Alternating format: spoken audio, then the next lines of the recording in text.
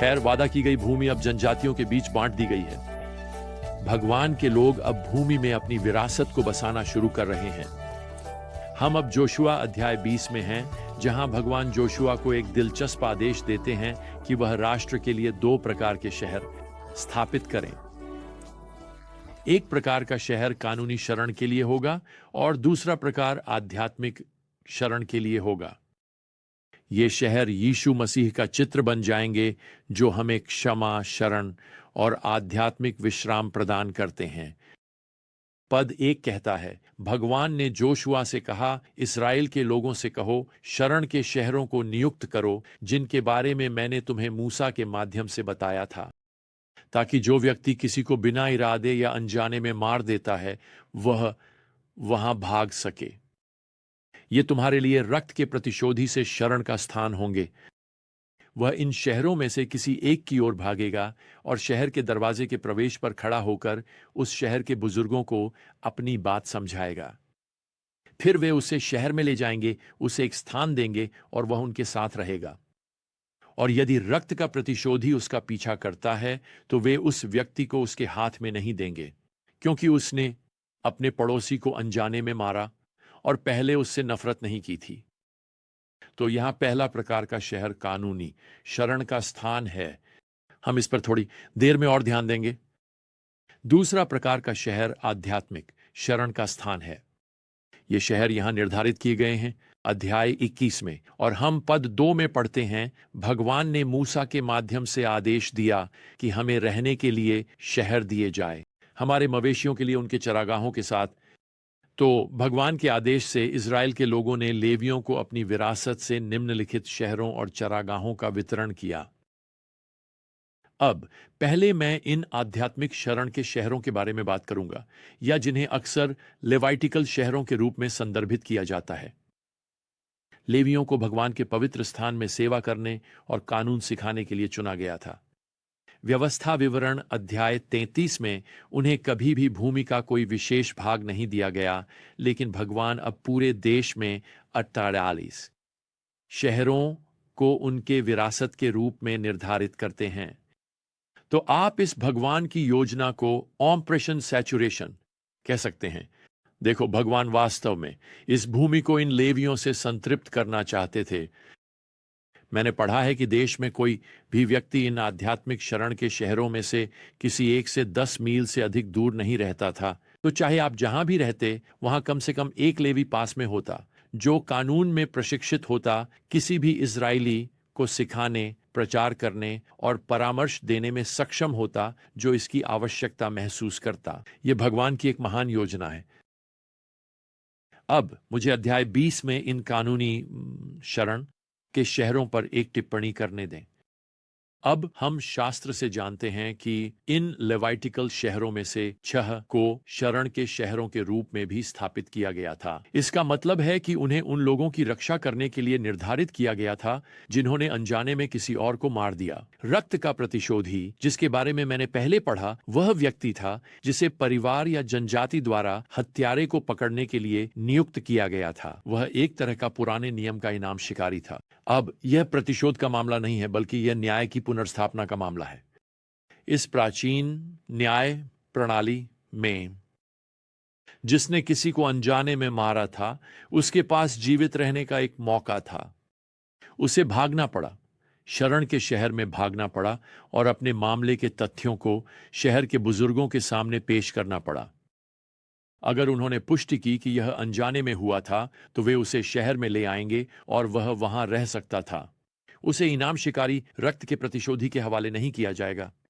अब ये शरण के शहर इजराइल की न्याय प्रणाली का एक महत्वपूर्ण हिस्सा थे।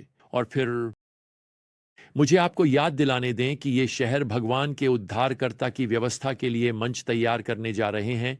हमारे शाश्वत शरण शहर, हमारे उद्धारकर्ता यीशु मसीह। और अगर आपने अभी तक नहीं किया है, तो मैं चाहता हूं कि आप आज उसके पास आध्यात्मिक सुरक्षा के लिए दौड़ें।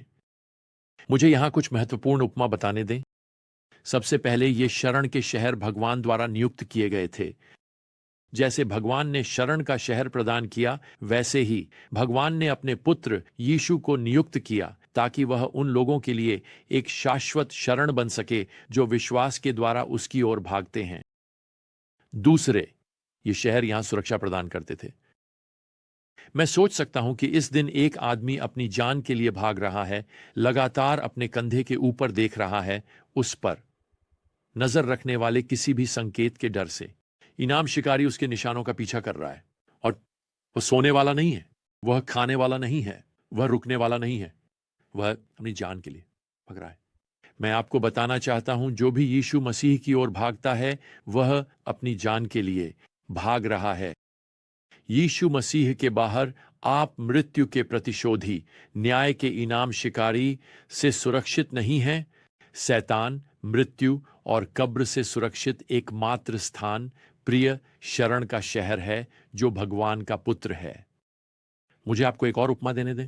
इजरायलियों की जिम्मेदारी थी कि वे शहर के लिए रास्ते को स्पष्ट रूप से चिह्नित करें। वास्तव में व्यवस्था विवरण अध्याय 19 में यह संकेत दिया गया है कि रास्ते बनाए जाने थे इन विशेष शहरों की ओर ले जाते हुए। उन्हें इन सुरक्षा के शहरों तक पहुंचने के लिए किसी के लिए इसे जितना संभव हो सके आसान बनाना था। हमें यह भी पता है कि यहूदी ऐतिहासिक स्रोतों से शरण के शहर के नागरिक घाटियों और नदियों पर पुल बनाते थे। हर बड़े चौराहे पर हमेशा एक संकेत होता था जो निकटतम शरण के शहर की ओर इशारा करता था, और उस संकेत पर एक शब्द लिखा होता था, शरण। और यह कहा गया है, और मैंने पढ़ा है कि ये संकेत इस तरह से बनाए गए थे कि एक आदमी जो पूरी गति से दौड़ रहा हो वह उस शब्द को नहीं छोड़ सके। हिब्रू भाषा में मिचलोत शरण। इतिहास के अनुसार इन शरण के शहरों में से कई ने रास्ते में धावकों को भी नियुक्त किया, और जब भी वे एक शिकार किए गए व्यक्ति को स्पष्ट रूप से अपने शहर की ओर दौड़ते हुए देखते, वे आते और उनके साथ दौड़ते ताकि उन्हें मार्गदर्शन कर सकें और उसे प्रोत्साहित करें और उसकी रक्षा करें। आप जानते हैं क्या, अगर आप आज एक ईसाई हैं तो यही आपकी भूमिका है। आपको लोगों के साथ दौड़ना चाहिए, उन्हें मार्गदर्शन करना चाहिए और उन्हें उद्धारकर्ता की ओर प्रोत्साहित करना चाहिए। आप संकेतक हैं, आप उन्हें सही दिशा में इशारा कर रहे हैं। एक और उपमा, ये शरण के शहर किसी के लिए भी उपलब्ध थे। यहोशू 20 और पद 9 में हमें बताया गया है कि केवल इस्राएलियों को ही इन शहरों में प्रवेश करने की अनुमति नहीं थी, बल्कि उनके बीच रहने वाले कोई भी व्यक्ति दौड़कर सुरक्षा और संरक्षण पा सकता था। गॉस्पेल का क्या चित्र है? मेरा मतलब है, यह किसी के लिए भी और सभी के लिए है, गैर यहूदी, यहूदी, काले, सफेद, अमीर, गरीब, शिक्षित, अशिक्षित, सम्मानित, साथ ही बेघर लोगों के लिए। मुझे बताने दीजिए, अगर आप आज यीशु मसीह के बिना हैं, आप सुरक्षित नहीं हैं। आप शायद ऐसा नहीं सोचते या नहीं जानते, लेकिन आप शिकार किए जा रहे हैं। एक अंधकार का साम्राज्य आपकी शाश्वत आत्मा का शिकार कर रहा है, और आपके पास केवल एक ही उम्मीद है, वह है दौड़ना शरण के शहर की ओर। वास्तव में मृत्यु स्वयं आपका पीछा कर रही है और अंततः आप तक पहुंच जाएगी। बाइबल कहती है कि मनुष्य के लिए एक बार मरना निश्चित है और उसके बाद न्याय आता है। इब्रानियों 9 पद 27। तो यीशु मसीह की ओर दौड़ें, अभी उसके पास दौड़ो। आपकी केवल एक ही उम्मीद उसमें है। बाइबल कहती है कि पाप की मजदूरी मृत्यु है, लेकिन भगवान का मुफ्त उपहार मसीह यीशु में शाश्वत जीवन है, हमारे प्रभु। रोमियो 6:3। वास्तव में अगर यह आप हैं और आपको शरण के शहर की ओर दौड़ने की जरूरत है, तो अभी मेरे साथ प्रार्थना करें कुछ ऐसा। प्रभु यीशु, मैं वह पापी हूं जो आपसे भाग रहा था, और अब मैं आपके पास दौड़ना चाहता हूं। मैं अपने पापों के लिए पछताता हूं और मैं आपको अभी अपने प्रभु और उद्धारकर्ता के रूप में स्वीकार करता हूं। कृपया मुझे मेरे पापों से बचा लो, मुझे शाश्वत न्याय से बचा लो। मैं केवल आप पर प्रभु यीशु भरोसा कर रहा हूं। खैर, अगर आपने सच में ऐसी प्रार्थना की है, तो मैं आपको आश्वस्त कर सकता हूं कि आप अब शाश्वत रूप से सुरक्षित हैं। बाइबल कहती है, जो कोई प्रभु के नाम को पुकारता है वह बचाया जाएगा। रोमियो अध्याय 10 पद 13। आपने अपनी शरण का शहर पा लिया है। आप दरवाजों के अंदर सुरक्षित हैं। आप अब मसीह में भगवान के परिवार के एक सदस्य के रूप में जी रहे हैं। मैं चाहता हूं कि आप हमें बताएं कि आपने अभी प्रभु यीशु मसीह में अपनी उम्मीद और विश्वास रखा है।